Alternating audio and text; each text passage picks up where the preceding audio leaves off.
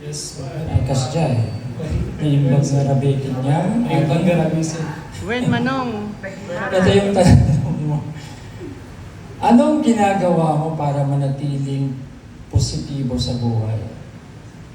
Ano yung mga bagay na ginagawa mo para maging positive ka sa Simple, buhay sir, mo? by being positive and by being, by always believing in myself. Thank you. Hi Henry, Yes, sir. yung tanong mo, kung bibigyan ka ng pagkakataon pasalamatan ng isang tao ngayon, sino siya at bakit? Total, dito na ako. I just want to thank to my under, my... Ganda mo! Because wala po ako dito kung wala siya. Ayun yun, no? Dapat ganon, tumitingin sa ano. Your name, ano pangalan mo nga? Henry po. Henry. Ito yung katanungan. Paano mo ipapakita Okay lang po. na hindi lang panlabas na anyo ang sukatan ng kabapuhan? Thank you for that. For the information of everybody, ladies and gentlemen, that I grew up bullied is because of my physical appearance, because of my skin and my body build.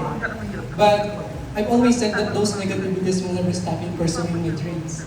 Rather, I know this as my inspiration and also my motivation. As a voice of people who feel marginalized and experience illegal. So, as an youth advocate and as a criminology student, it is my duty to inspire and to treat everyone equally and fairly.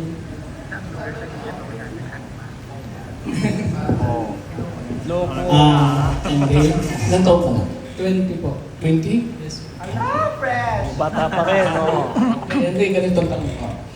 Yun na, like I said, lagi kong sinasabi na sa tatlong crown, ano sa palagay mo sa akin na babagay? Laksa legacy, Fitness? fitness, teenager. At bakit? Ano po yung Mr. Fitness. Mr. Fitness, teenager, and Mr. Laksa legacy. fitness po yung Fitness ang tapos laksa and legacy ang at saka teenager. Mr. Teenager. Mr. International. Teenager. by entailing Mr. Teenager and Mr. Laksa Legacy, I should be that. And I believe that the title that I should be is the main title. It would be the Mr. Fitness. Natry mo na, follow up lang, nakatry ka na sa national pageant. Hindi pa po. Okay, okay. Kasi ganito yun eh. Kung sakali, kung sino nang palalin sa inyong tatlo, sa tatlong crown, kaya kami nagpaanong maga, kung sakali, kung sino man yung mananalo, dadalhin namin sila sa national pageant. Okay? Iyan namin kung saan sila nababagay sa dadalhin namin national pageant. Okay, kung sakali na, just in case, are you willing na pwede ka bang isalang namin sa national Yeah, pageant? sure. Why not po, sir?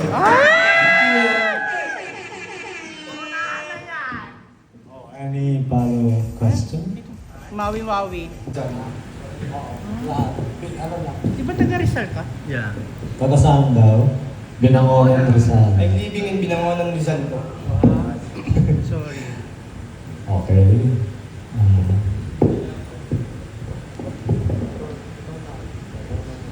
Kung pupunta ka ng Binangonan, nakatasakay. Anong name? Anong name mo? Dominic. Dominic mo. Relax ka lang, mukhang kabahan. Yung laksa lang to. Screening pa lang to. Relax ka lang. Okay, yan mo lang. Kalmayin mo lang. Okay? Ilang taon ka na, Dominic? 18 po. Wow. Ah. Okay. Teenager dito. Okay. Fresh. Kay RJ, yan. First time mo bang sumali? Opo, yes po. First time po. First time mo sumali. Okay. Kaya ka nakamaan. Ito ang aking katanungan. Yung crowd natin kasi tatlo. Teenager. Mr. Teenager, Body Fitness, and Laksa Legacy. Sa palagay mo, of course, pipiliin niya yung teenager. Okay. Kung sakali, palarin ka o hindi man, kung sakali teenager, anong mayambag mo sa mga kabataan? At bakit? Ang mayroon po sa mga kabataan is gayatin silang pursigin yung sarili nila na push na manalo po sa bawat laban. Mapakuha. Ba't din ang bata? Ay Dominic, ito yung katanungan. Ano ang pinakamalaking isyong kinakaharap ng kabataan ngayon? Medyo malaki na. I repeat the question. Ano ang pinakamalaking isyong kinakaharap ng kabataan ngayon? Yun po ay ang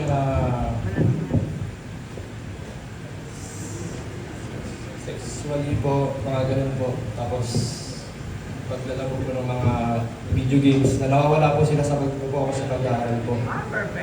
Tapos, higit po sa lahat, yun po, yung sexually po na kabataan ngayon, marami pong nasisirang buhay dahil po sa nangyayaring hindi naman po sila natin dyan na Malaki nga.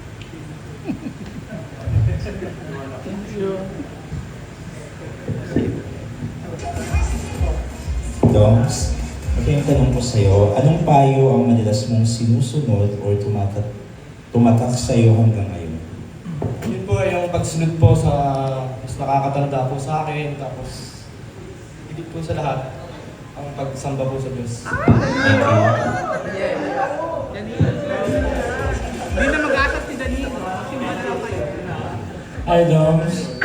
Bakit ka sumali sa patimpalak na ito? Para po, matuto pong harapin po lahat ng pag-ano po. Ayun. Para po mas matuto pa po ako sa susunod na pagsali ko po dito. Tapos, magkaroon po ako ng unang pagkakataon na magkaroon po ng experience po dito sa Bible. Yes. Nasa tamang lugar pa. Holder. Title holder po. Pot holder. Ang qualities. Quality. Pot holder. Ano daw ang katangian? Ano ang katangian ng pagiging title holder? Title holder Urban Week. Hindi nga niya alam kasi first time mo lang. Siyempre gagawin ko po yung lahat ng makakaya ko po, yung best ko po, ano pong kaya kong gawin, ano pong kaya kong ipakita sa harap po ng mga tao. Oh. Yun po. Thank you. Describe yourself in one word at ano yun? Yung tanong mo. Like yourself.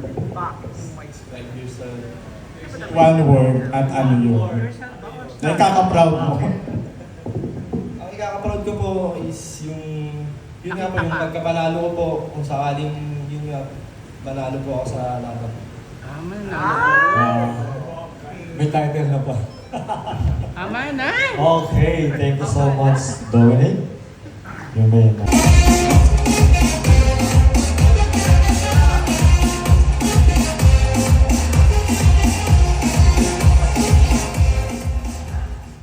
Good evening, everyone. I am Henry Antalan Reynante Jr. from the Heritage Province of Ilocos, Vegan.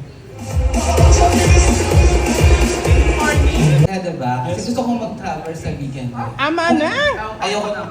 Kung ipapasyal mo ako sa Bigan, saan at bakit? Sa Baluarte po. Bakit sa... Kung saan may maraming kabayo. Mukha bang... Maraming kabayo. Ano gagawin sa kabayo? Sasakay tayo sa kabayo. Okay. Kala ko sa Akala ko hinete kasi. Akala ko sa Kalyak de Sologo kasi sub-sub ka niya doon. Ama na. Good evening, sir. Hello, good evening. Ay, oh. This is my question. If you want this competition, how do you encourage the young men to participate this kind of activity or competition? Ban daw yan, ban.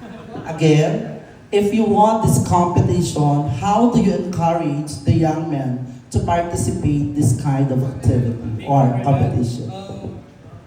I'm here not just only to show my body and my physical appearance, but also to inspire, most especially young men, that we can't deny the fact that we're facing a lot of challenges, just like the toxic masculinity. So, I believe that as their kuya or as a leader of them, I should be a force to start the action, breaking free from limitations and norms. And let us create a world that we can really find strength and empower individual to be them authentic and true to themselves. Thank you. Amen. Hello, Henry Alcalan. Last one. Vince Jimenez, 28, from Laguna. Go, baby.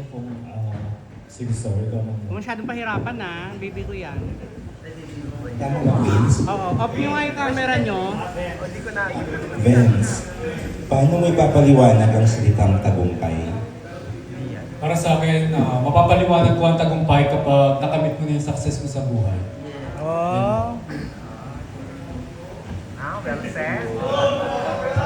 Palakpak!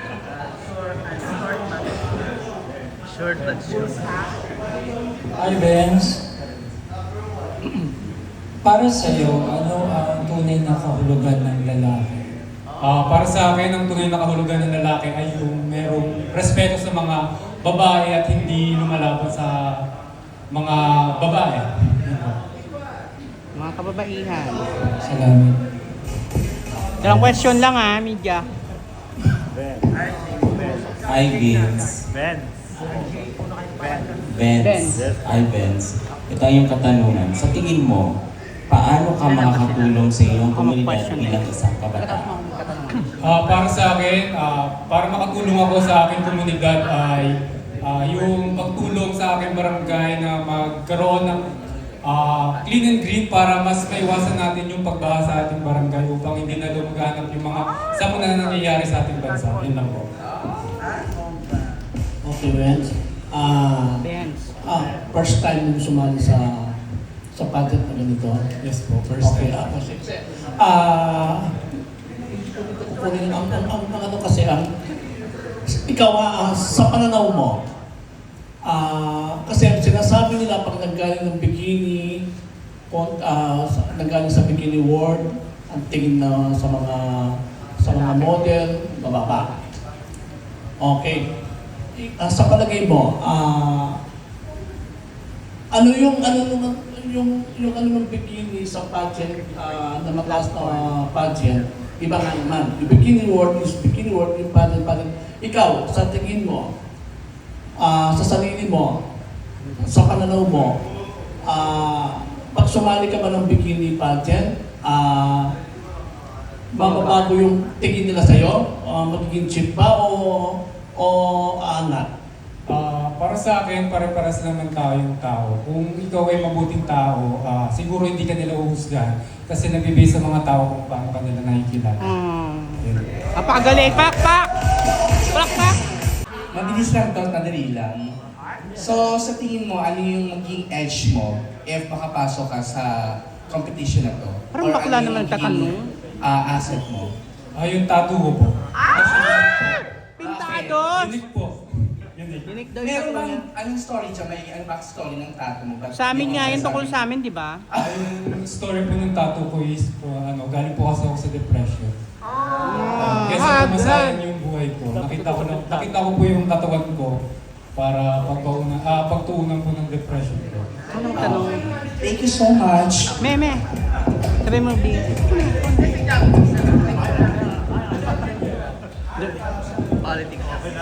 So wala na sa mga media o meron pa daw? Last Kasi content creator How kasi do you siya. define your answer? Ano yung ano pa? Ano pa yung...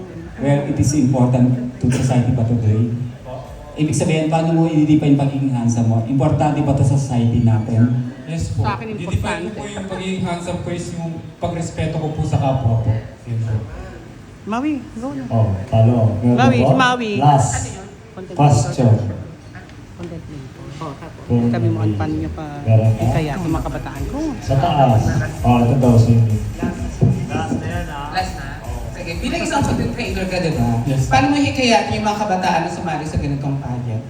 Siguro, yung ituturo ko sa kanila kung paano yung mga pagiging as a content creator, siguro magiging mabuting impluensya ako sa kanila para mas tangkilikin nila yung pagiging content creator. Nakuha niya ba yung sagot mo? Okay na? Okay, thank you daw. Okay. Okay, thank you so much.